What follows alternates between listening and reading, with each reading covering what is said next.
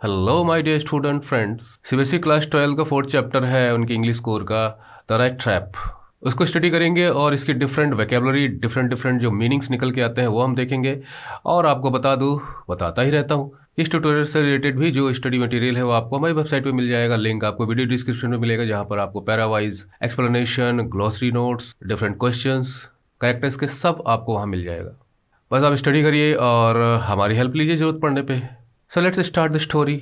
सबसे पहले इसकी जो टाइटल है इस पे हमको डिस्कशन करना चाहिए, क्योंकि हम जानते हैं कि रेड ट्रैप का मतलब होता है कि चूहेदानी, मतलब जिसमें चूहा जाके फंस जाता है। तो एक प्रकार से ट्रैप है, फंसाने का एक इंस्ट्रूमेंट है, यंत्र है, मैकेनिज्म है। तो यहाँ इसके दो मीनिंग है। एक तो इसका जो लिटरल मीनिंग है कि हाँ वास्तव में यहाँ पे वो रेड ट्रैप है, उसको बेचता था।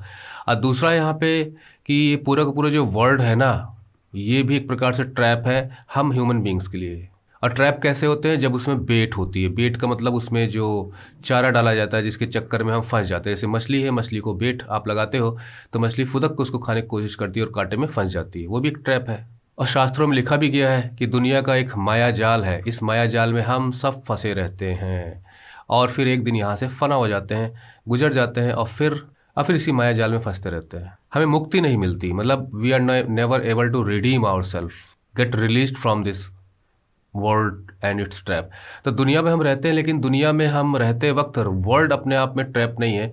इस वर्ल्ड में जो डिफरेंट लग्जरीज हैं, शान और शौकत, धन दौलत, आराम, डिजायर्स एंड दर फुलफिलमेंट, तो इन्हीं सब के चक्कर में हम पड़े रहते हैं और अपनी इच्छाओं की पूर्ति करते रहते हैं। और ये सब लग्जरी आइटम्स हैं। मतलब कि कहने का मतलब ये है कि ये वर्ल्ड जो है ना, इस वर्ल्ड में हम एस्थेटिक स्पिरिचुअल लाइफ भी लेके चल सकते हैं और एक मेटेरियलिस्टिक आउटलुक को लेके भी हम चल सकते हैं। तो मेटेरियलिस्टिक या मेटेरियलिस्ट बेनिफिट के लिए, मटेरियल चीज़ों के चक्कर में हम ट्रैप होते हैं। इसकी जो थीम है वो आपकी बुक में लिखी है।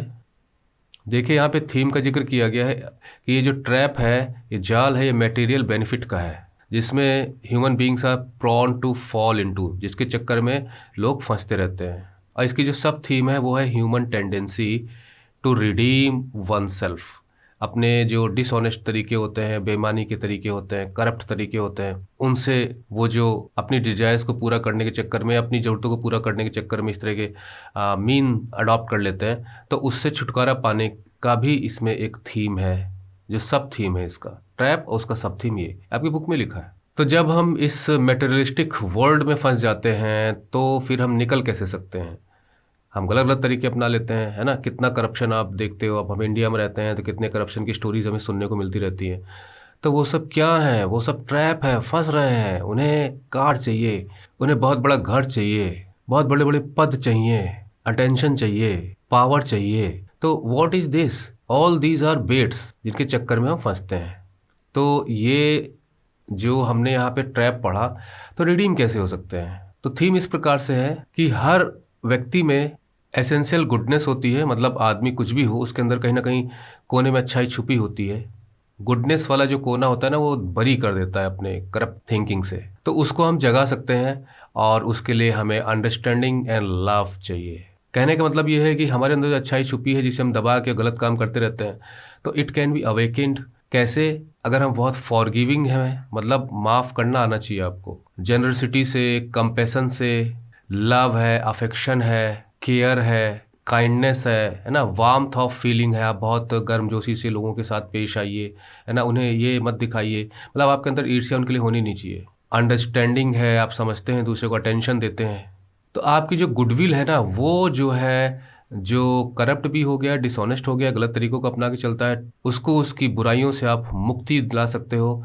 यानी इन सब जो गुडविल की जो चीज़ें हैं जो मैंने आपको बताई गुडविल की, इनमें ट्रांसफॉर्मेटिव पावर है। मतलब कि ये बदलने की क्षमता रखती हैं व्यक्ति को। नफ़रत और ईर्ष्या और जलन से लोग दूर होते हैं और अपनेपन से लोग नज़दीक आते हैं, और फिर आप उनसे उनके डिसऑनेस्ट तरीकों को छुड़वा सकते हैं।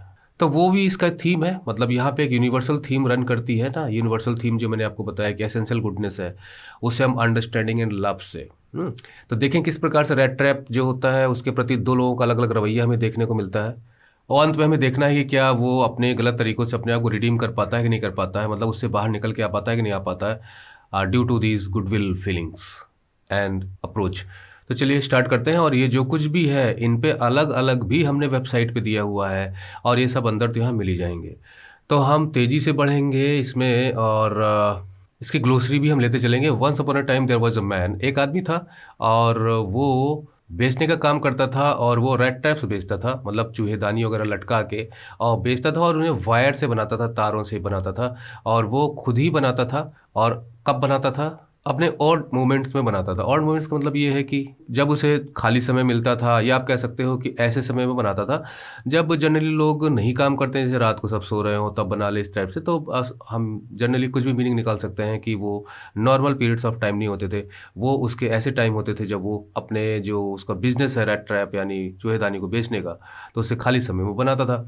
और जो मटेरियल चाहिए होता था बनाने के लिए, वो या तो मांग के लोगों से ले आता था, स्टोर्स में जा जाके जहाँ पे ये तार वगैरह बिकते थे, या फिर बिग फार्म से इसका अरेंजमेंट करता था। बट इतना होते हुए भी, बट इवन सो, जो इसका बिजनेस था ना, वो जो है बहुत प्रॉफिटेबल नहीं था, उसे उसमें बहुत फ़ायदा नहीं मिलता था, मतलब उसका स्ट्रगल चलता ही रहता था। तो उसे ही हैड टू रिजॉर्ट, देखिए रिजॉर्ट मतलब होता है कि जब आपका कुछ काम ना चले तो अंतिम सहारा आप लेते हो भाई।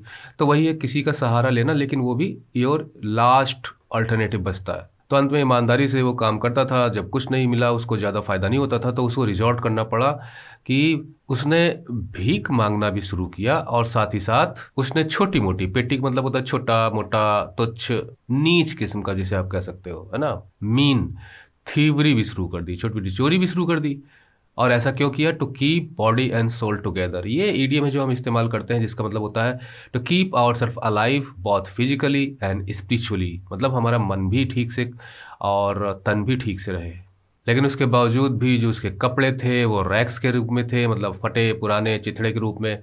उसके गाल जो थे वो धंसे हुए थे, और जो भूख थी वो ग्लीम करती थी। ग्लीम का मतलब चमक, जो दूर से नजर आ जाए, उसकी आंखों में भूख साफ नजर आती थी। कोई भी देखकर कह सकता है कि ये व्यक्ति भूखा है। तो ये इसका स्ट्रगल फेज है जो उसमें दिखा रहे हैं, हम इसमें पढ़ रहे हैं स्टोरी में। और हाँ, ये तो मैं बताना भूल ही गया कि ये जो स्टोरी है वो सेल्मा लेगलॉफ ने लिखी है, जो कि स्वीडिश राइटर है, और इन्हें लिटरेचर में नोबेल प्राइज़ भी मिल चुका है। चलिए, तो समय हम नहीं नष्ट करते हैं। नो वन कैन इमेजिन, कोई अंदाज़ा नहीं लगा सकता है कि वो कितना सैड था, और उसकी ज़िंदगी जो थी वो मोनोटोनस थी। मोनो का मतलब होता है एक, और मोनोटोनस का मतलब होता है एक जैसी, डल, बोरिंग, कोई चेंज नहीं, कोई वैरायटी नहीं, सेम वही वर्क। तो उसकी जो मोनोटोनस लाइफ थी ना, वो उसके जीवन का हिस्सा बन गई थी। अब वो एक बैगाबॉन्ड था, मतलब वो आवारा था, या आप जो कह सकते हो कि उसका घर बार नहीं, दर बदर भटकते रहना, यहाँ से वहाँ, वहाँ से वहाँ, मतलब एक प्रकार से उसका कोई ठिकाना नहीं था। और वो प्लॉट करता था, मतलब आप थके हो, पैर घसीट के चल रहे हो, चल नहीं पा रहे हो। अब जैसे मैं वीडियो में होता तो मैं आपको थोड़ा सा एक्टिंग करके बता देता ना, थक गए हो, थक के फिर भी चलते रहना है, तो डेट का प्लॉटिंग, इसमें बहुत ही हार्ड वर्क भी आपका शामिल है। तो चलते रहता था सड़कों पर, left to his own meditations. तो यहाँ पे जो है इसे हम left to his own meditation, meditation मतलब सोच विचार, गहन सोच विचार के लिए, जब आप बहुत ही कंसंट्रेट होकर करते हो। तो जब वो चलता रहता था तो सोचता रहता था, अपने ख्यालों में डूबा रहता था, क्या करे क्या ना करे, मतलब आसपास के लोगों को उसे होश कम रहता था, वो बेचारा बस अपने ही ऊपर क्या ज़िंदगी बीत रही है सब सोचता रहता था। लेकिन एक दिन क्या हुआ कि ऐसी मेडिटेशन उसका चल रहा था, तो उसमें लिखा है कि बुक में आपके कि one day this man had fallen into a line of thought, मतलब उसके मन में कुछ ऐसा ख्याल आया जो वो मानने लगा उसे, मतलब he agreed with the thought that came into his mind. तो फॉल इन लाइन का मतलब होता है when you agree to anything, any position, any thought. तो फॉल इन लाइन का मतलब होता है कि उसके मन में कोई विचार आया, और उस विचार को उसने मानना भी शुरू कर दिया कि ये ठीक है, ऐसा करना चाहिए। It's really seem to him entertaining, और उसे थोड़ा सा अच्छा भी लगा, यार ये बड़ा मज़ेदार भी है। तो he had naturally been thinking of his red traps, क्योंकि वो जब रेड ट्रैप लाद के जाता था तो नेचुरली वो रेड ट्रैप के बारे में ही सोचता रहता था। तो अचानक ही was struck by an idea, अचानक उसके दिमाग में एक आइडिया आया, मतलब वही fall in line in thought. तो आइडिया को लेकर यहाँ पे कहा गया कि had fallen into a line of thought. वही आइडिया इसी संसार से रिलेटेड था जिसमें वो था, उसके आसपास जो संसार उसे दिखता था कि द होल वर्ल्ड, पूरी दुनिया विद इट्स लैंड्स, मतलब उसमें चाहे ज़मीनी हिस्सा हो, चाहे वो समुद्री हिस्सा हो, वाटर बॉडीज हो, चाहे शहर हो, चाहे गांव हो, जो कुछ भी है, was nothing but a big red trap. अब देखिए यहाँ पर उसने कहा कि जो पूरा का पूरा जो होल वर्ल्ड है ना, ये खुद ही अपने आप में एक बहुत बड़ा रेड ट्रैप है। और इस तरह की थिंकिंग को हम कहते हैं फिलॉसफी। उसके मन में कुछ फिलॉसफी आई इस जीवन को लेके, अरे यार ये जीवन खुद ही अपने आप में चूहेदानी जैसा जाल है। It had never existed for any other purpose, मतलब ये जो दुनिया है ना, ये दुनिया में जो गांव है, शहर है, सब मतलब हर जगह इसका कोई दूसरा पर्पस तो है ही नहीं है। इसका जो पर्पस है टू सेट बेट्स, मतलब इस दुनिया में जैसे ही आदमी आ जाता है उसको ये दुनिया में चारा मिलना शुरू हो जाता है, बेट्स मिलनी शुरू हो जाती है, चीज़ें मटेरियल वर्ल्ड में वस्तुएं दिखनी शुरू हो जाती है, चीज़ें दिखनी शुरू हो जाती है, लोग मिलने लगते हैं। वो बस उन पे चोंच मारना शुरू करना, मतलब मुझे ये चाहिए, ये चाहिए, ये चाहिए, उनके चक्कर में फंसना शुरू हो जाता है। ये सारी चीज़ें मेटेरियलिस्टिक हैं, भौतिकवादी हैं, भोग वाली हैं, योग वाली नहीं है। और ऐसा इस दुनिया में लोगों के लिए होता है। It offer riches and joys, क्योंकि इसी दुनिया में आपको रिचेज भी मिलते हैं, जॉयज़ भी मिलते हैं, मतलब आपको लग्जरी भी मिलती है, आपको मस्ती भी मिलती है, इंटरटेनमेंट मिलता है, आनंद मिलता है। आप अपने जॉयज़ के लिए इन चारों में फंसते चले जाते हैं। आपको यहीं पे शेल्टर मिलता है, आपको यहीं पे भोजन मिलता है, सब चीज़ आपको इस दुनिया में मिलती है, और ये सब बेट है। हीट मिलता है आपको, क्लोथिंग मिलती है आपको, एग्जैक्टली है द रेड ट्रैप ऑफर्ड। क्योंकि रेड ट्रैप में भी तो यही होता है ना, क्योंकि रेड ट्रैप में चीज़ है, पॉक है, as soon as anyone let himself to be tempted to touch the bait. क्योंकि चूहा जो है ना, वो रेड ट्रैप में वैसे नहीं आएगा, वो उसमें आप कोई चीज़ खाने पीने वाली डाल देंगे, है ना, तो वो उसके चक्कर में अंदर घुसता है और फिर उसके अंदर ट्रैप हो जाता है। इसी चक्कर में हम इन सब चक्करों में गुनाह करते हैं, इसी के हो जाते हैं, ट्रैप में फंस जाते हैं, और फिर उसे मुक्ति नहीं मिलती। लेकिन इस ट्रैप में आप तभी आ पाओगे जब आप उसको देखोगे और आप उसको ललचा के उसको पाने की कोशिश करोगे, otherwise you will not enter the trap. तो वही चीज़ यहाँ लिखी गई है कि एज सुन एज एनीवन, मतलब कोई भी, जैसे ही कोई भी लेट हिमसेल्फ, अपने को आने देता है, टेम्पटेड, ललचाता है कि वो बेट को टच कर ले, और वैसे ही it closed in on him, वैसे ही वो बेट को टच करने की कोशिश करता है और फिर वो ट्रैप उसके ऊपर बंद हो जाता है। And then everything came to end, और फिर ख़त्म। तो ये यहाँ पे वो फिलॉसफी आती है उसके मन में, अरे रेड ट्रैप तो पूरी दुनिया है, ट्रैप पे हम बेट डालते हैं चोक फंसाने के लिए, चूहे यहाँ पे लोग हैं, और बेट यहाँ पे लग्जरी आइटम्स हैं, मेटेरियलिस्टिक थिंग्स हैं, जो यहाँ पे हमने बताया। और ये तब तक है जब तक कि कोई व्यक्ति इसके लिए राजी नहीं होता, और जैसे ही वो इसमें फंसता है उसकी दुनिया खत्म। The world had of course never been very kind to, अब वो खुद भी सोचता है, वो अपने बारे में सोचता है कि इस दुनिया ने मेरे लिए क्या किया है, कि दुनिया उसके प्रति बहुत अच्छी नहीं रही है, बहुत दयालु वाला भाव उसने नहीं रखा है, बहुत ही रफ रही है। और इस दुनिया के बारे में जब वो सोचता है कि दुनिया खुद ही रेड ट्रैप है, तो उसे एक जॉय महसूस होता है, उसे बड़ा अच्छा लगता है, उसे एक आनंद की अनुभूति होती है, उसे थोड़ा मजा आया इस बात पे, है ना। अनवांटेड, अनवांटेड का मतलब होता है रेयर और नॉट यूजुअल, एक अजीब असामान्य प्रकार का उसको मतलब जॉय महसूस होता है। इस सोचकर, क्या सोचकर, इल ऑफ इट, यहाँ पे जो इट आया है वो है ये वर्ल्ड। तो इस दुनिया के बारे में सोचकर, इस प्रकार से सोचकर उसको थोड़ा अच्छा भी लगा। और ये अच्छा का मतलब ये है कि यहाँ के लोगों के बारे में, कि देखो ये रेड ट्रैप तो सबके लिए है ना, it became a cherished pass time. Cherished का मतलब ये है कि जो मन में कोई ख्याल आने पे आपको बहुत अच्छा लगे, यू चेरिश दैट, मतलब very much loved and enjoyable feelings, आपके मन की जो होती है ना प्लीजेंट फीलिंग्स, वो आप चेरिश करते हैं, उसको मन में संजो के रखना चाहते हैं।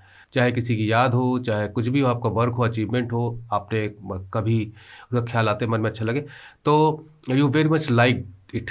It became a cherish pass time of his, अब उसका ये एक अच्छा खासा पास टाइम हो गया। मतलब जब वो चलता रहता था तो वो इन सब चीज़ों के बारे में सोचता था, और उसे लगता था कि हाँ दुनिया से बदला लेने का बहुत अच्छी फिलॉसफी मेरे मन में आई है।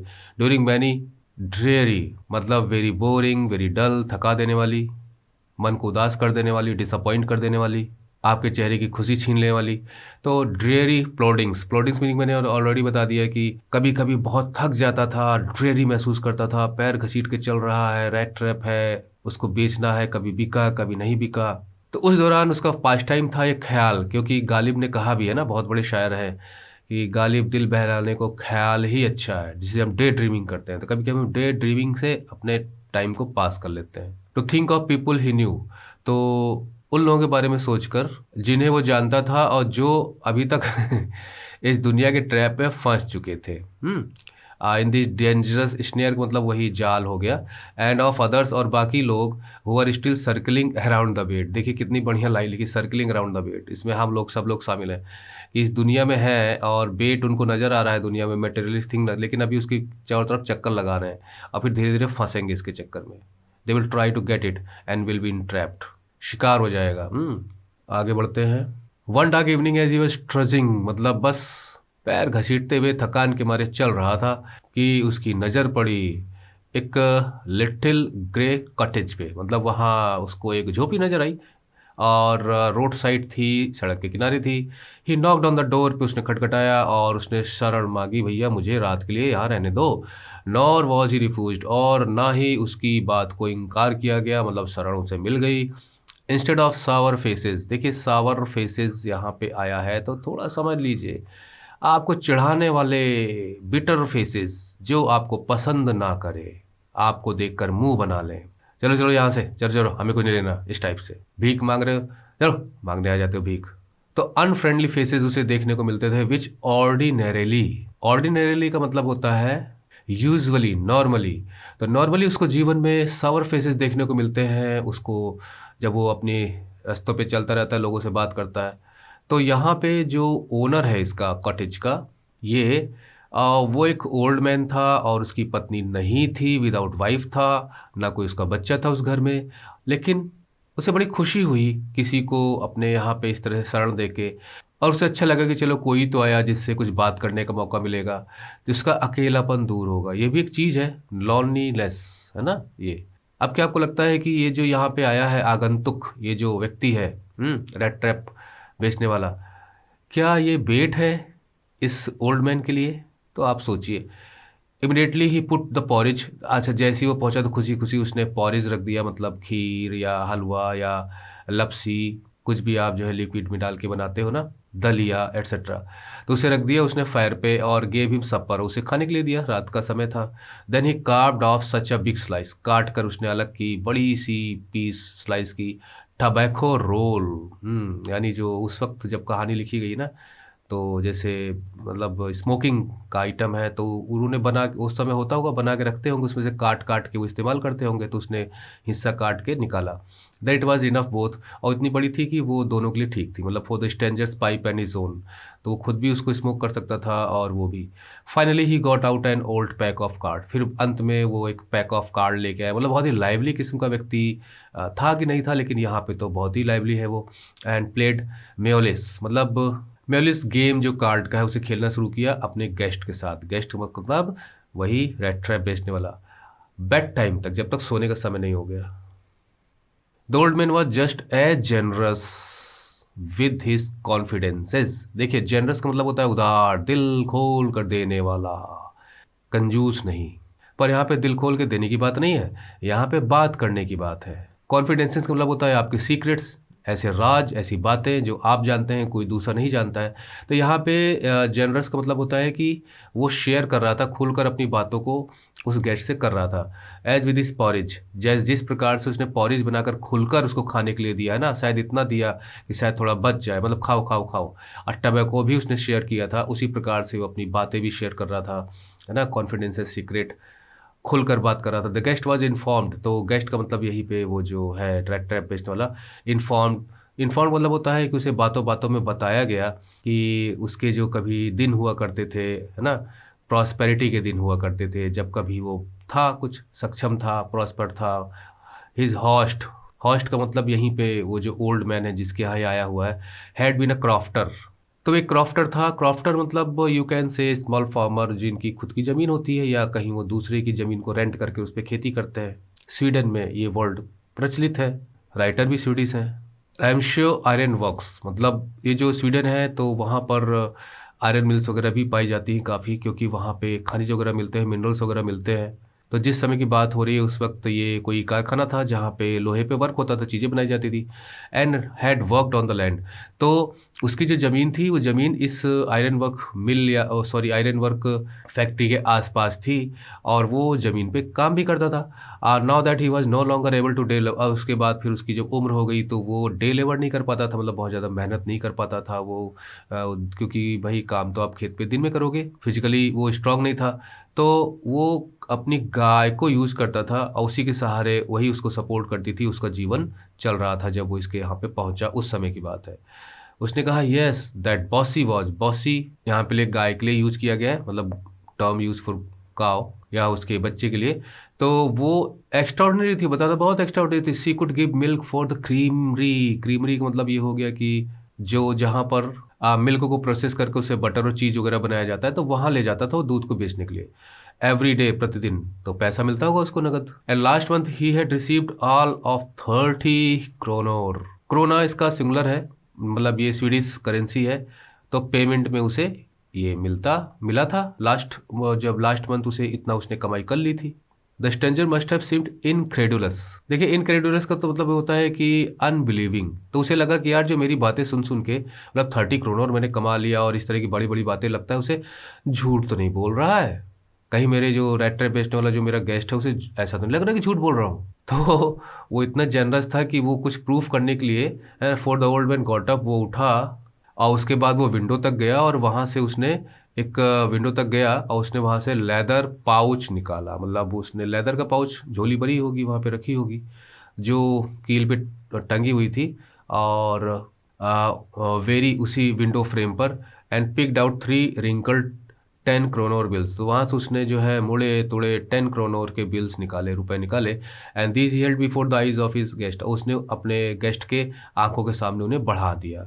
एंड नोडिंग, अपना सिर हिलाते हुए, नोइंगली, जानबूझ कर सिर हिलाते हुए, and then stuffed them back into the pouch. फिर उसके बाद उसने उनको स्टफ कर दिया, मतलब आप टाइटली कोई चीज़ ठूंस के भर देते हो तो उसी प्रकार से उसने उसमें दोबारा भर दिया। कहने का मतलब ये है कि वो अपने हाथ बढ़ाता है और ऐसे सिर हिलाता है, देखो देखो।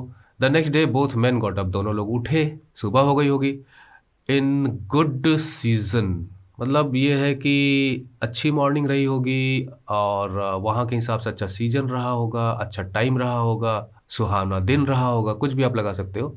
माइंड अच्छा होगा, मूड अच्छा होगा। तो in a positive note they got up. The crofter was in a hurry, लेकिन जो क्रॉफ्टर था भाई उसे तो मिल्क के बिजनेस से मतलब था, तो वो गाय का दूध निकालने चला गया।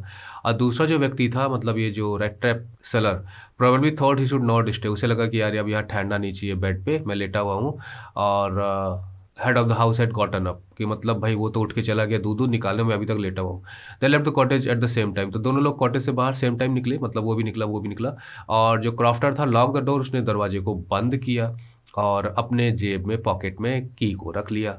जो आदमी था रेड ट्रैप्स के साथ, उसने उसे गुड बाय कहा और थैंक यू कहा उसकी जो उस हॉस्पिटैलिटी के लिए।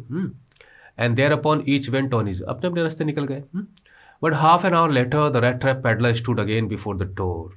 ये है ट्रैप, और ट्रैप यहाँ पे है क्रोनर। लेकिन आधे घंटे बाद वो रेड ट्रैप जो है ना, पेडलर, पेडलर मतलब पैदल चलकर बेचने वाले लोग चीज़ों को, तो वो फिर दरवाजे के सामने चला आया, वापस लौट आया। और अब की बार उसने अंदर घुसने की कोशिश नहीं की, बल्कि उसने वो विंडो के पास गया, स्मैश्ड। कोई चीज़ आप फोर्स से तोड़ देते हो, फाड़ देते हो, ब्रेक ओपन, तो उसने क्या किया कि जो विंडो का पेन था उसे उखाड़ लिया और स्टक इन हिज हैंड, उसके हाथ में आ गया वो। And got hold of the pouch, pouch को उसने निकाला जिसमें 30 क्रोनोर थे। ही टुक द मनी, उसने पैसा ले लिया। चोरी कर रहा है, थीवरी। अब यहाँ पे क्रोनोर पेट है जो उसको करप्ट बना रही है। And thrust it into his pocket में डाल लिया, और उसके बाद उसने लेदर पाउच को वहीं पे लटका दिया केयरफुली अपनी जगह पे और चला गया। अब क्या उसका मन शांत रहेगा? नहीं रहेगा ना। और जब वो जा रहा था अपनी मनी के साथ, तो अपनी स्मार्टनेस पे बहुत प्रसन्न हो रहा था मनी मन। ये देखो मैंने कितना बेवकूफ़ बनाया इसको। और उसे इस चीज़ का एहसास था ऑफ कोर्स दैट कि ही डेड नॉट कंटिन्यू। डेड मतलब होता है कि भाई हिम्मत करना, साहस करना, गुस्ताखी करना एक प्रकार से। तो इतनी हिम्मत नहीं कर सकता था कि वो पब्लिक हाईवे के जरिए जाए, उसे रोड, मतलब he should turn off the road, main road से थोड़ा हट जाना चाहिए, क्योंकि ये बात फैलेगी, क्रोनोर है, फिर ढूंढने निकलेंगे लोग। तो मन में आशंका आई, उसने कहा कि थोड़ा सा रास्ता बदला जाए। तो वो जंगलों की तरफ मुड़ गया और मतलब कुछ पहले घंटे तो वो उसे कोई डिफ़िकल्टी नहीं हुई, वो चलता रहा चलता रहा। लेकिन उसके बाद दिन में स्थितियाँ ख़राब होने लगी। और क्यों? फॉर मतलब because it was a big and confusing forest. वो जंगल ख़त्म होने का नाम नहीं ले रहा था, अब बड़ा जंगल था और जिसमें वो फँस गया था। उसने कोशिश की to be sure to walk in a definite direction, कि वो किसी एक डायरेक्शन में जाए तो शायद बाहर निकल जाएगा। लेकिन उसके जो रास्ते थे इतने ट्विस्टेड थे, घुमाऊ थे, भूल भुलैया थे, कि वो बैक एंड फोर्थ थे। मतलब आप पीछे जाते हो फिर आगे जाते हो, फोर्थ मतलब फॉरवर्ड बैकवर्ड, बस उसी में घूम रहा था वो। और बड़ा अजीब तरीका से उसका सारी सब सारा का सारा हो रहा था। He walked and walked without coming to an end. वो चलता ही चला था, चलता ही चला जा रहा था, और उसका एंड कहीं दिखाई नहीं दे रहा था जंगल में। फिर अंत में उसे समझ में आया कि वो तो जंगल के सेम पार्ट में ही घूम घूम के वहीं पे घूम रहा है, जंगल से बाहर कैसे निकलेगा, वहीं पहुंच जाता था। All at once he recalled his thoughts about the world. फिर उसे रिकॉल किया, याद आया उसकी जो फिलॉसफी थी, जो उसने मतलब शुरू में, है ना, जो हमने पढ़ा था उसके बारे में, कि ये पूरी जो दुनिया है वो पूरी की पूरा ट्रैप है। हिज थॉट्स, उसके थॉट्स उसे याद आया about the world and the rat trap. Now his own turn had come. पहले वो हंस रहा था, ही वॉज इंजॉइंग दैट, कि उसके कुछ लोग जिन्हें वो जानता है वो फंस चुके हैं, कुछ लोग उसको सर्किल कर रहे हैं, और आज वो खुद फंस गया था। अब उसकी बारी थी, हिज ओन टर्न, कि वो इस दुनिया के 30 करोड़ जैसे मेटेरियलिस्टिक थिंग के लिए आज चोरी कर ली, उसने उसको चुरा लिया। उसको पाने के चक्कर में आज वो गलत काम करके फंस गया, गुनाह कर बैठा। गुनाह आपको बांध देता है गिल्ट में। He had let himself to be fooled by a bait. अरे वो उस चारा के चक्कर में बेवकूफ़ बन गया। वो जो क्रोनोर था ना, है ना, वही जो है वो उसको फंसाने का बेट था। पेन नहीं चल रही ठीक से, चारा फेंका और वो फंस गया इस दुनिया में के रेट ट्रैप में। पूरा का पूरा जो जंगल था, है ना, उसकी ट्रंक्स थी, ब्रांचेस थे, मतलब पेड़ों की जो तने थे उनकी टहनियाँ थीं, और झाड़ियाँ थीं गजिन गजिन, और जो पड़े हुए नीचे जो पेड़ के लट्ठे थे, क्लोज्ड इन अपॉन हिम। लगता था जैसे सब के सब उसके आसपास जो है ना ये सब पड़े हुए हैं, तो they are closing upon him, मतलब उसको बंद कर रहे हैं अपने में। Like an impenetrable. इनपेनिट्रेबल का मतलब होता है कि जिसे भेदा ना जा सके, जिसके आर पार ना जा सके आप। तो ऐसा लगता था जैसे वो जंगल खुद ही अपने आप में एक जेल बन गया हो, प्रिजन बन गया हो, from which he could never escape, जिससे वो अब निकल नहीं सकता, यही खत्म हो जाएगा। ये दिसंबर का महीना था जब की बात हो रही है, और जो डार्कनेस है, अंधेरा, मतलब जो कि विंटर का सीजन है तो दिन छोटा होता है, रात जल्दी आ जाती है। तो वो रात डिसेंडिंग, मतलब उतर रही थी, मतलब रात हो रही थी जंगल में, और वो फंसा हुआ था, और ट्रैप, उसे फिलॉसफी नज़र आ रही थी कि अब मेरा टर्न था और मैं फंस गया इसमें, बेवकूफ़ बन गया क्रोनो के चक्कर में। दिस इंक्रीज द डेंजर, अब उसको खतरा महसूस होने लगा। And increase also is gloom and despair. Gloom and despair का मतलब होता है कि उसकी निराशा, उसके मन में अंधेरा, उसे कुछ सूझ नहीं रहा था। मतलब his spirit was lower now, मतलब उसकी उसकी हिम्मत टूट रही थी। ग्लूम का मतलब यहाँ पे कह सकते he was in a low spirit, darkness around. Despair मतलब होपलेस हो गया था। And finally he saw no way out, उसे समझ में आ गया कि अब बाहर निकले कोई चारा नहीं है, बस मैं अब यहीं पे ख़त्म हो जाऊंगा। And he sank down on the ground, अब वो धड़ाम से नीचे गिर के बैठ गया ज़मीन पे, टायर्ड, थका हुआ, टू डेथ। या कोई जानवर खा लेगा या भूखों मर जाऊंगा, बाहर तो निकल नहीं सकता, कोई सुन नहीं सकता मुझे, ख़त्म मैं अब। और वो सोचने लगा कि उसका लास्ट मोमेंट आ गया है, वही philosophy, rat trap, materialistic world, kronor के चक्कर में फंस के ख़त्म। But just as he laid his head, लेकिन जब उसने अपना सिर जो है ग्राउंड में, मतलब लेट गया एक प्रकार से, रखा, उसे एक आवाज़ सुनाई दी। ही ए हर्ड रेगुलर थम्पिंग, मतलब थम थम, मतलब कि उसमें ठोक ठक की आवाज़ आ रही थी, और कोई डाउट नहीं था कि वॉट दैट वाज, किस चीज़ की आवाज़ थी। उसने रेज्ड हिमसेल्फ, मतलब खड़ा हुआ या अपना सिर उठाया। Those were the hammer strokes, अरे ये तो हथौड़ों की आवाज़ है, और आयरन मिल से आ रही है, इसका मतलब आसपास कहीं आयरन मिल है। He thought there must be people, तो निश्चित है कि वहाँ पे लोग होंगे। और he summoned all his strength. Summoned all his strength का मतलब होता है अपनी पूरी हिम्मत उसने बटोरी।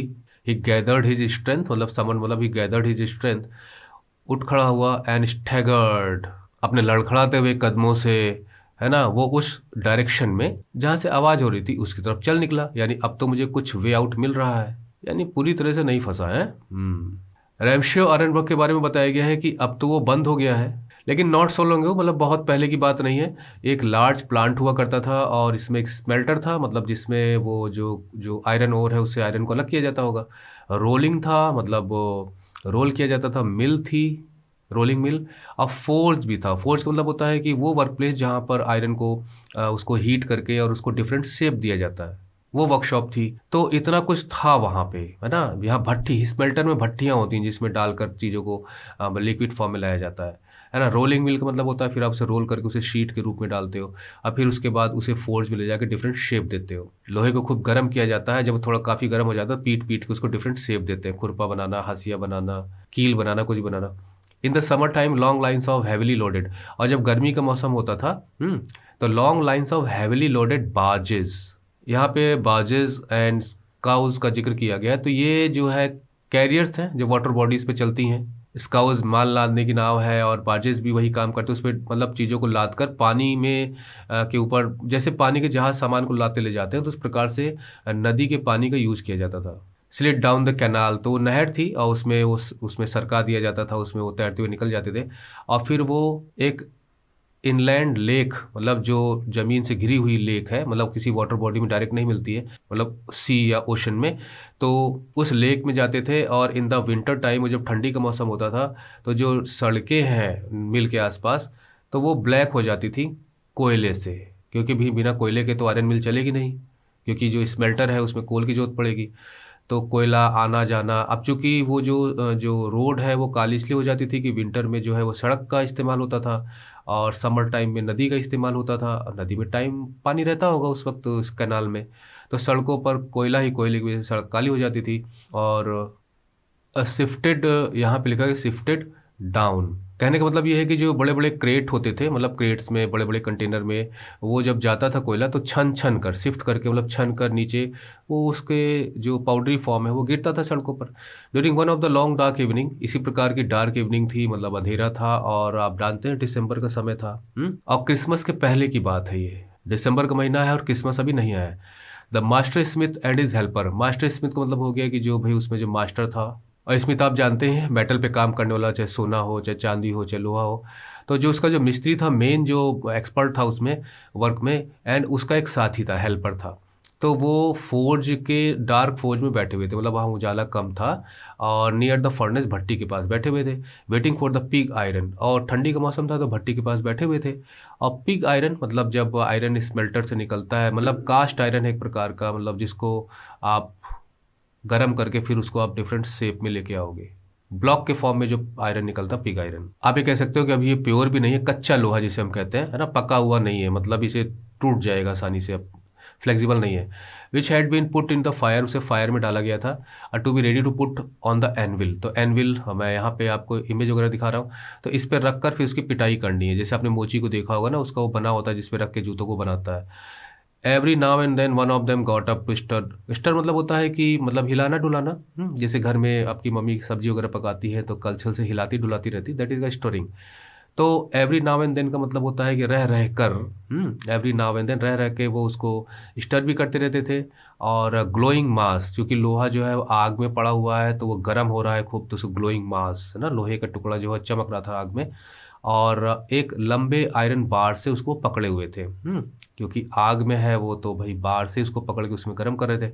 Returning in a few moments, तो रह रहे कि वो भट्टी के पास उठ के आते थे और उसे देखते थे, स्टर करते थे, है ना, और फिर लौट जाते थे। ड्रिपिंग मतलब उनसे जो है बूंदें चू रही थी, पर्सपिरेशन यानी पसीने से, तो आप जानते होंगे, तो वही वहाँ पे हीट की वजह से ऐसा था।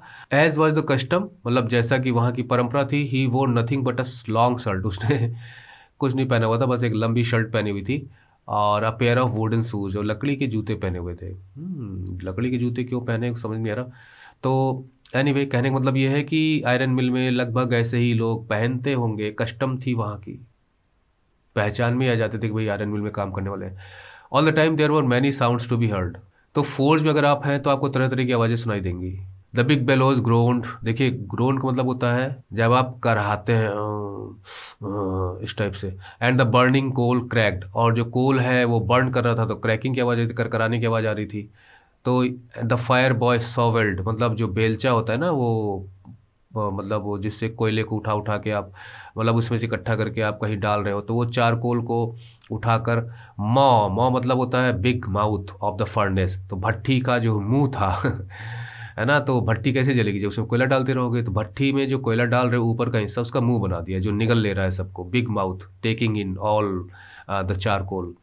तो भट्टी के मुंह में वो शोवेल से चारकोल को डाल रहा था with a great deal of clatter. तो वो कड़कड़ाने की आवाज़, भाई जब वो ज़मीन से घसीटेगा कोयले को उठाएगा तो उसमें जो कड़कड़ाने की आवाज़ आएगी ना ज़मीन पर, तो वो चीज़ है। तो वो सब चल रही थी, वहाँ पे आवाज़ें आ रही थी, क्लैटर की आवाज़ है, ग्रोनिंग की आवाज़ है। बेलोज, बेलोज का मतलब होता है जो धौंकनी चल रही थी, जब फूंकते हो आप तो आग बढ़ती है इस टाइप से। तो वो सब चलता रहता है। वो मैंने तो देखा भी है अपने समय में, ऐसी बात नहीं है। लोहार वगैरह जब काम करते हैं तो वो किस तरह से बेलोज का प्रयोग करते हैं और आग भभक पड़ती है। Outside road the waterfall and a sharp north wind whipped. और शार्प मतलब बड़ी तीखी हवा चल रही थी, है ना, ठंडी का महीना था। विप्ड, थपेड़े मार रही थी। रेन, अरे पानी भी बरस रहा था। तो हवा जो है अपने साथ पानी को बहा के लाके थप से थपेड़े के तौर पर वो कहाँ टक्कर मार रही थी, against the brick tiled roof, जो छत थी। और छत पे जो है ईंटें बिछी हुई थी, मतलब ईंटों से बनी हुई छत थी। तो वहाँ पे था जो हवा की वजह से पानी के थपेड़े पड़ रहे थे। ये स्थिति है। It was probably on account of, on account मतलब की वजह से, के कारण की वजह से। It was probably on account of all this noise, शायद इसी इन्हीं सब आवाज़ों की वजह से जो ब्लैक स्मिथ था, मतलब जो लोहार था, did not notice that man had open the gate. तो उसे समझ में नहीं आया और दिखाई भी नहीं दिया कि एक व्यक्ति ने गेट खोल लिया है, एंटर कर गया है फोर्ज में। तब तक वो उसे नहीं देख पाए और समझ ही नहीं पाए कोई आ गया है, जब तक कि वो फर्नेस के नज़दीक उनके सामने जाके खड़ा नहीं हो गया। अरे ये कहाँ से आ गया, इस टाइप से। Surely it was nothing unusual for poor vagabonds, मतलब जो घुमक्कड़ हैं बेचारे, घूमते रहते हैं आवारा टाइप के, कहीं कुछ उनका ठिकाना नहीं है। तो ये कोई अनयूजुअल बात नहीं थी उस समय। क्या अनयूजुअल बात नहीं थी कि कोई भी पहुंच जाए और रात का सहारा मांगने लगे, ये वाली अनयूजुअल बात नहीं थी। ये यूजुअली होता रहता था, तो उनके लिए भी कोई नई बात नहीं रही होगी। आयरन मिल में ऐसा होता होता होगा पहले भी। तो it was nothing unusual for poor vagabonds. तो ये वैगाबॉन्ड्स के लिए कोई नई बात नहीं थी कि without any better shelter for the night, night में कोई और बेटर शेल्टर ना मिले तो वो फोर्ज की तरफ अटैक्ट हो जाते हैं, खासकर ठंडी के महीने में, क्योंकि वहाँ पे ग्लो ऑफ लाइट होती है, दूर से नज़र आती है। और वो जो लाइट है, जो रोशनी है, एस्केप मतलब बच के निकलना through the sooty panes. Sooty panes को मतलब काले काले कालिख लगी हुई है ना, जहाँ पे आयरन का वर्क होगा, जहाँ पे धुआं निकलेगा, तो वहाँ पे खिड़कियों में कालिख जम जाती है, सूटी पेन्स। मतलब panes covered with the residue of carbon and soot. तो कम इनटू वार्म देमसेल्स, तो वो जब वो दूर से उन सूटी पेन्स के जरिए जो उसका ग्लो जाता तो समझ जाते थे, तो अपने को गर्म करने के लिए, अपने को ठंडी से बचाने के लिए आग के सामने शरण मांगने आ जाते थे। The blacksmith glanced only, glance मतलब एक झलक डालना, एक नज़र डालना, कैजुअली, बस ऐसे ही, कोई बिना कोई इंटरेस्ट। इनडिफरेंटली मतलब होता है विदाउट सोइंग एनी इंटरेस्ट, बस बड़े उदासीन तरीके से, मतलब कोई फर्क पड़ता ही नहीं आए हो कि नहीं आए हो, that is indifferent, we are not affected. तो उसने बस ऐसे कैजुअली लुक डाली, जैसे कोई मतलब ही ना हो, और इनडिफरेंटली मतलब आए हो नहीं आए हो कोई फ़र्क नहीं पड़ता। इंट्रूडर मतलब जो घुस आया हो, घुसपैठिया। तो इंट्रूडर यहाँ पे वही रेड ट्रैप सेलर है। He looked the way people his type usually did. यहाँ लुक का मतलब ये है कि मतलब वो कैसे दिखाई देता था वो रेड ट्रैप वाला। तो पहली बार यहाँ पे बताया गया है कि जनरली जो रेड ट्रैप सेलर होते हैं या उसके तरह के लोग होते हैं जो बैगाबॉन्ड होते हैं, तो उसी तरह वो भी था। उसकी दाढ़ी बढ़ी हुई थी और डर्टी थी, कपड़े थे रैगेट, पुराने बहुत वॉर्न आउट कपड़े पहने हुए थे, और बंच ऑफ रेड ट्रैप्स। और उसने कुछ रेड ट्रैप्स जो है डैंगलिंग, वो हैंगिंग है ना, अपने चेस्ट पर उसके हैंग कर रहे थे। उसने गर्दन से लटकाया था तो वो चेस्ट तक लटके हुए थे। रस्सी में उसने कुछ डैंगलिंग मतलब रेड ट्रैप बांधे हुए थे और वो उनको बेचता था। चूहेदानी ले लो, तो चेस्ट तक झूल रहे थे। He asked permission to stay, उसने कहा भाई मुझे ठहरने के लिए इजाज़त दे दो। जो मास्टर ब्लैक स्मिथ था उसने कहा कि भाई चलो ठीक है। नॉडेड माने सिर ऊपर नीचे, अब हाँ में हिलाते हो। हॉटी, कंसेंट, कंसेंट माने स्वीकृति, कि हाँ आप जब मान जाते हो तो आप कंसेंट दे रहे हो अपना। हॉटी मतलब थोड़ा सा प्राउड मैनर में, घमंड में आते, ठीक है रह लो, इस टाइप से। और थोड़ा सा इसमें हैट्रेड भी है, बैगाबॉन्ड है, चले आते हैं ऐसे, इस टाइप का। तो आप समझ जाइए, विदाउट ऑनरिंग हिम, बिना कोई सम्मान किए हुए कि आए हो चलो अच्छा बैठ जाओ, बहुत परेशान हो गए, मतलब बैगाबॉन्ड था। उसकी लुक ये सब देखकर वही है, the people were not kind. अब चूंकि भाई कम से कम वो लोग इतने बेकार तो थे नहीं कि उसे ना रहने देते, तो वही बिना कोई सिंगल वर्ड किए हुए बस इशारा कर दिया ठीक है। यहाँ पे वर्ड आया है ट्रैम्प। ट्रैम्प कहते हैं मारा मारा फिरने वाला, यहाँ वहाँ भटकने वाला, जहाँ मिल जाए ठौर वहीं टिक जाओ, जो मिल गया करके कमा लिया, जो मिल गया खा लिया, न घर न बार काम भी नहीं। तो ट्रैम्प हो गया इस प्रकार से। डिड नॉट से एनीथिंग, उसने कुछ नहीं कहा। Either he had not come here to talk, क्योंकि वो बात करने के लिए यहाँ नहीं आया था। वो तो अच्छा ही कम से कम जंगल से बाहर निकलने का मौका मिल गया था। But only to warm himself, वो सिर्फ अपने को गर्म करने के लिए आया था और सोने के लिए आया था। उन दिनों में, अब चूंकि उस समय की बात है जो रैमशो आयरन मिल चलती थी, तो रैमशो आयरन मिल का जो ओनर था, मतलब वो एक प्रोमिनेंट आयरन मास्टर था। प्रोमिनेंट कह सकते हो कि फेमस भी था, लोग जानते थे उसके, मतलब he was known iron master था, मतलब उसकी मिल थी और उसका वो जानकार था, मालिक था उसका। हुज ग्रेटेस्ट एम्बिशन, मतलब उसकी जो सबसे बड़ी एम्बिशन थी कि to ship out good iron to the market, कि वो अपने आयरन मिल से अच्छा आयरन बनाकर, मतलब आयरन तैयार करके उसे मार्केट में सप्लाई करना चाहता था। ये उसकी एम्बिशन थी, मतलब डिज़ायर, जो स्ट्रॉन्ग डिज़ायर है वही आपकी महत्वाकांक्षा जिसे कहा जाए, more than you desire. He watched both night and day, तो वो रातों दिन, मतलब रात में भी कुछ समय आता था और दिन में भी आता था कि भाई वर्क ठीक से चल रहा है कि नहीं चल रहा है, तो कोशिश उसकी रहती थी। और दिस वेरी मोमेंट, और इस क्षण भी जब ये बैगाबॉन्ड वहाँ पहुँचा हुआ है तो वो फोर्स में आता है। और जो उसका नाइट का जो राउंड लगता था मिल में देखने के लिए कि भाई वर्कर्स काम कर रहे हैं, सब कुछ काम चल रहा है कि नहीं चल रहा है, इंस्पेक्शन करने के लिए, तो वो रूटीन तरीके से आया हुआ था, आता है। Naturally the first thing he saw was the tall ragamuffin. सबसे पहली नज़र जो उसके ऊपर पड़ी, टॉल, इसका मतलब जो रेड ट्रैप सेलर था वो लंबा था, और रैग मफिन क्या मतलब होता है? मैले, मैले कुचैले फटे पुराने कपड़ों में फटीचर, लंबा फटीचर पर नजर पड़ी।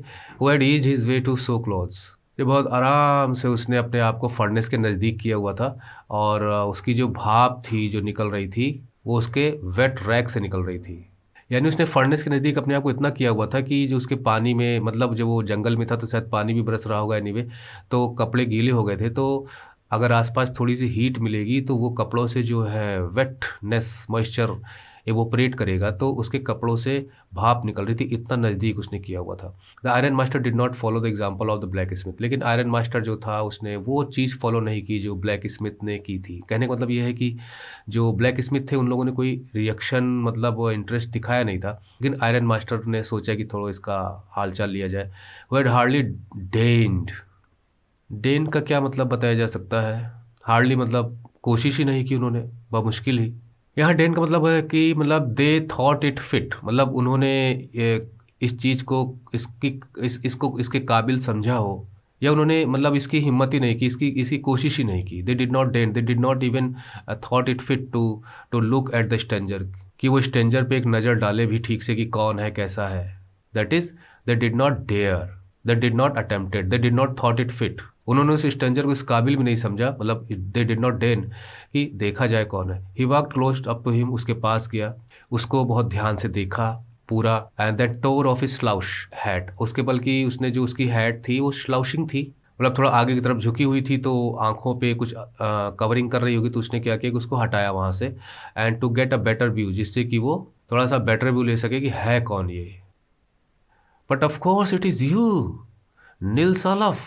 अरे बेशक ये तो तुम हो, Nils Olof, he said. How do you look, अरे तुम कैसे दिख रहे हो? The man with the red taps had never seen, मतलब वो जग गया, never seen the iron master at Ramsjo. तो रैमशो में आने के बाद उसने आयरन मास्टर को देखा ही नहीं था, मतलब जब वो आया था तो उसने आयरन स्मिथ वगैरह को देखा था, तो उसने कहा "ये कौन आ गया?" He did not even know what this name was, और उसने कुछ भी नहीं पता था कि उसका नाम क्या है। But it occur to him, लेकिन उसे ऐसा लगा, occur to him that if the fine gentleman thought he was an old acquaintance, क्योंकि उसने उसका नाम लिया ना, उसने कहा कि अरे ये तुम हो नील्स ओलफ, तो उसका फ़ायदा उठाना चाहता है। तो did not even know what his name was, तो ये जानता नहीं था कि उसका नाम क्या है रन मास्टर का, लेकिन उसे ऐसा लगा कि जो फाइन जेंटलमैन है, thought he was an old acquaintance. यहाँ एक्वेंटेंस को मतलब जान पहचान, यानी इस आयरन मास्टर को ये लग रहा है कि मैं कोई पुरानी जान पहचान का हूँ इसका, तो he might perhaps throw him a couple of kronor, तो अगर ये बना रहे उसी तरह से, बताए ना कि भैया वो ये नहीं है जो तुम समझ रहे हो, तो शायद इसकी कुछ दया करे, तो बड़ा मालिक है, पैसे वाला है, कुछ हेल्प कर दे इसकी इस हालत को देख के। Therefore he did not want to undeceive him at once. At once मतलब तुरंत, मतलब at that very moment। और undeceive का मतलब होता है कि आ, जो उसे भ्रम हो गया था, मतलब एक इल्यूजन क्रिएट हो गया था, जो मतलब जो उसे लग रहा था कि गलत लग रहा था, तो उसके भ्रम को दूर नहीं करना चाहता था, उसे क्लियर नहीं करना था, सच्चाई बताना नहीं चाहता था। That is was undeceive, did not want to tell the truth to clear his misunderstanding. Yes, God knows things have gone downhill with me. तो उसने कहा कि भैया मेरे साथ पता नहीं भगवान को क्या पता था, मेरे साथ चीज़ें अच्छी नहीं हुई है। मतलब the things have worsened for me downhill, मतलब मैं और नीचे, मतलब I have come down to very worse situations. You should not have resigned from the regiment. अरे तुम्हें रेजिमेंट से रिज़ाइन नहीं करना चाहिए था भैया। रेजिमेंट होता है सेना की टुकड़ी, यूनिट। इसका मतलब इसे वो समझ रहा है कि ये जो रेड ट्रैप सेलर है इसे कुछ और समझ रहा है, और आयरन मास्टर ये कह रहा है कि तुम्हें सेना से इस्तीफा नहीं देना चाहिए था। That was the mistake. ये तुम्हारी गलती थी। ओहो, लगता है वहाँ पे प्रॉपर रोशनी नहीं थी, और आयरन मास्टर की आंखें भी कब क्या कहा जाए। If only I had still been in the service, अगर मैं सर्विस में रहा होता, उस समय तक रिज़ाइन न किया होता, it never would have happened, तो ऐसा कभी हुआ ही ना होता। ये आयरन मास्टर कह रहा है कि तुम्हारी जो हालत हो गई है, तुम इतने मतलब फटे पुराने कपड़ों में हो, फटीचर बन गए हो, ये तुम्हारी हालत ना होती अगर तुमने रिज़ाइन ना किया होता। वेल खैर ना, of course you will come home with me, लेकिन अब बेशक अब तुम मेरे घर चल रहे हो। अब वो घबरा रहा होगा ना, कहीं फिर से बेट तो नहीं है, मतलब घर जाऊं और बेवकूफ़ बन जाऊं। To go along up to the manor house. Manor house, बड़े बड़े घर। दरअसल बहुत बड़ी ज़मीन के बीच में जो इसका मालिक होता है अपना घर बनवाता है, तो ये और उसका पूरा इलाका मिलके मैनर बनता है, हवेली वहाँ उसकी होती है। तो कि to go along up to the manor and be received by the owner like an old regimental comrade. Comrade मतलब साथी, जो आपके मतलब कॉमरेड आपके साथ रहा हो, वक्त बिताया हो।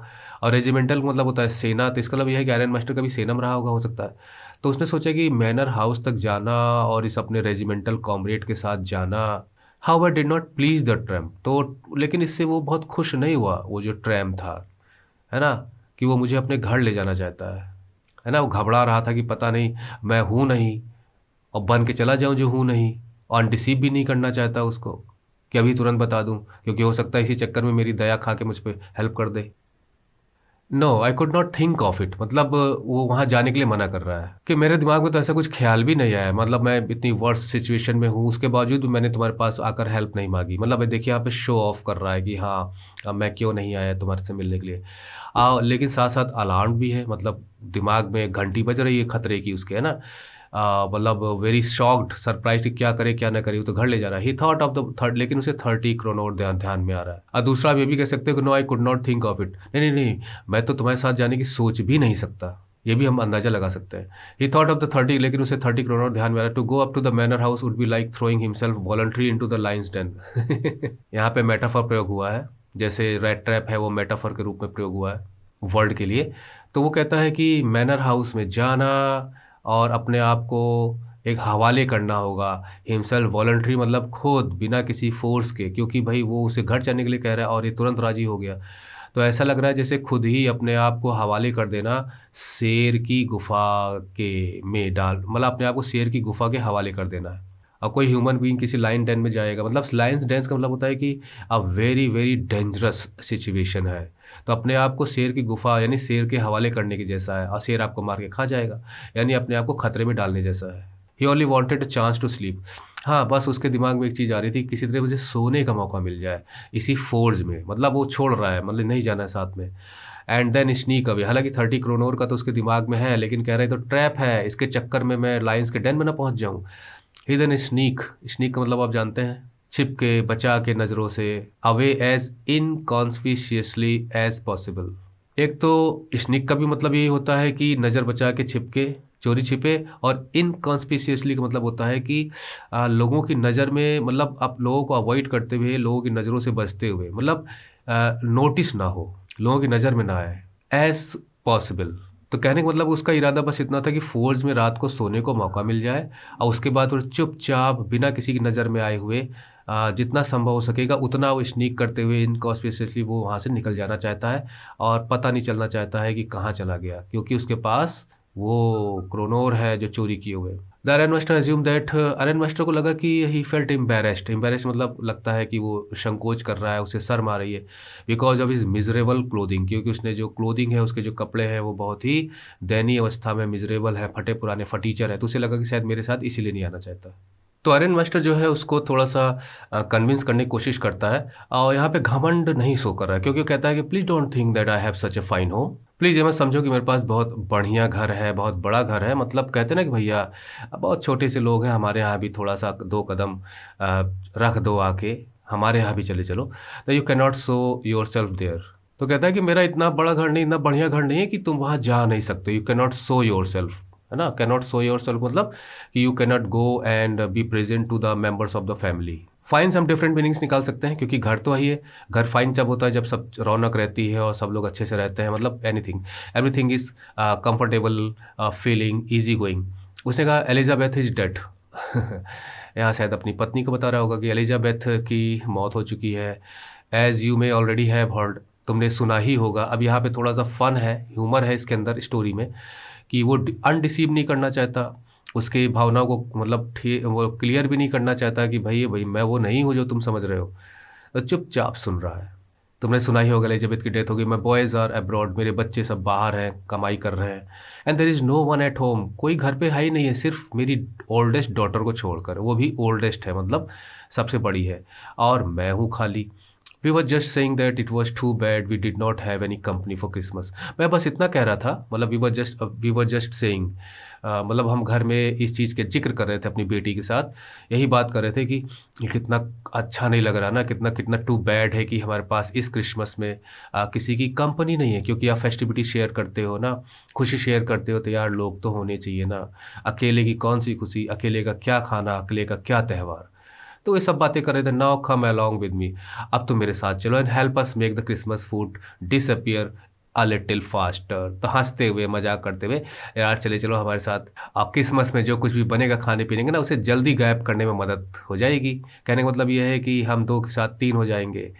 तो जब तीनों खाएंगे तो भोजन जल्दी खत्म होगा। तो भोजन वोजन की बात नहीं है, बस वो मजाक कर रहा है, उसको लाइट मूड में लेके आ रहा है। चले चलो यार, कोई नहीं है, मिल के साथ क्रिसमस मनाएंगे, साथ शेयर करेंगे, साथ खाएंगे।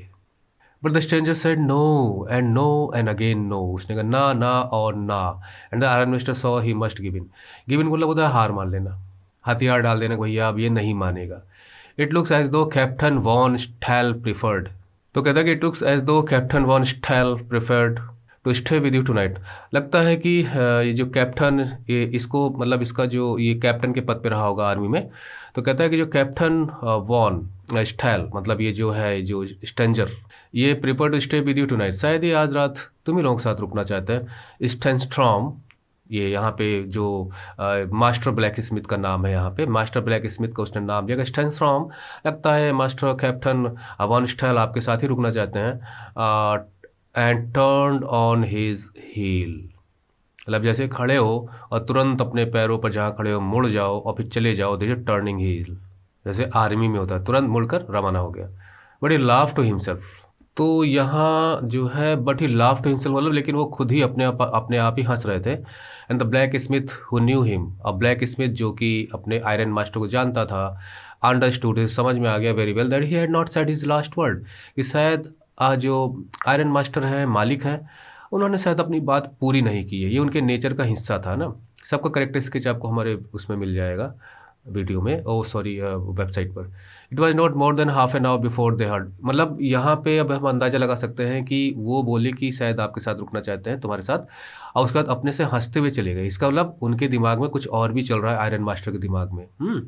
तो देखते हैं क्या चल रहा है। It was not more than half an hour before they heard the sound of carriage. ये आधा घंटा भी नहीं बीता था कि एक गाड़ी की आवाज़ सुनाई दी, व्हील्स आउटसाइड द फोर्ज के बाहर, और एक नया मेहमान आता है। But this time it was not the iron master नहीं थे, और उन्होंने अपनी बेटी को भेज दिया था। ये था जो मैं यहाँ बता रहा था ना आपको, कि जो लाफ करते हैं तो लास्ट वर्ड नहीं था, मतलब वो सोच के जाते हैं कि मैं तो जा रहा हूँ पर अपनी बेटी को भेजूंगा। इसका मतलब यह है कि उनकी बेटी, उनको विश्वास था कि उसके अंदर कन्विंसिंग पावर ज़्यादा है। और कन्विंसिंग पावर ज़्यादा होने का मतलब सी में be a very very affectionate, caring, compassionate, a lady of good will to others. भाई उसके अंदर गुण होंगे ना। अब ऐसे भी लेडीज़ हैं, उनकी बात पुरुष जल्दी मान लेते हैं। होता है ऐसे। होता होगा। तो सेंड अपेरेंटली होपिंग, अपने लोग मतलब ऊपरी तौर पे, मतलब स्पष्ट तौर पे, क्लियरली अपनी डॉटर को भेजा था, अपेरेंटली होपिंग दैट, ये आशा करते हुए कि she would have better powers of persuasion. Persuasion का मतलब होता है कि राजी करना, मनाना। पावर्स ऑफ परसुएशन मतलब दूसरों को राजी करने की पावर, मना लेने की पावर शायद मेरी बेटी में ज़्यादा है। ही हिमसेल्फ, उससे ज़्यादा। तो उसने अपनी बेटी को भेजा। सी एंटर्ड, वो आई अंदर, फॉलोड बाई अ वैलेट, साथ में वैलेट था, मतलब उसका अटेंडेंट था, आप सर्वेंट कह सकते हो, उसके साथ में था, अकेले नहीं आई थी। Carrying on his arm a fur coat, उसने एक फर कोट रखा हुआ था, मतलब रोएदार। She was not at all pretty, देखने में she was not at all pretty, ये करेक्ट स्केच का हिस्सा बनेगा कि वो देखने में अच्छी तो नहीं लगती थी, may be not beautiful, but seem modest, लेकिन मॉडेस्ट थी, बहुत ही प्रेम से बोलती थी, पोलाइट बोलती थी, संकोची स्वभाव की थी, थोड़ा अशाई शर्मीली स्वभाव की भी थी, यानी कोई खतरा नहीं था, उसकी बातें हर्ट नहीं करती थी। इन द फोर्ज, फोर्ज में everything was just as it had been earlier, जैसे सब कुछ था पहले वैसे अभी भी था वहाँ पे, है ना।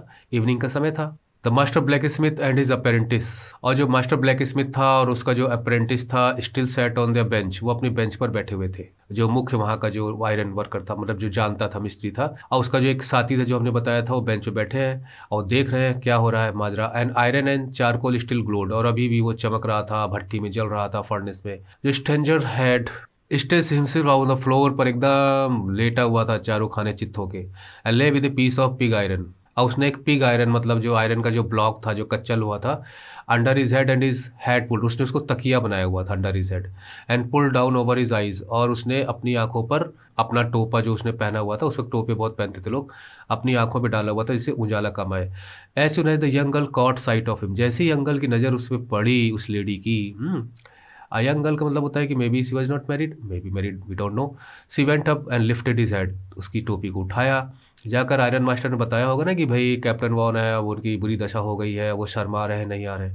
The man was evidently use to sleeping. अच्छा, यहाँ पे एक खास बात लिखी गई है कि द मैन वॉज इविडेंटली, मतलब क्लियरली, स्पष्ट रूप से, यूज टू स्लीपिंग, उसे सोने की बहुत आदत थी, और एक आंख वो खोल के रखता था, ये कौन सा सोना है।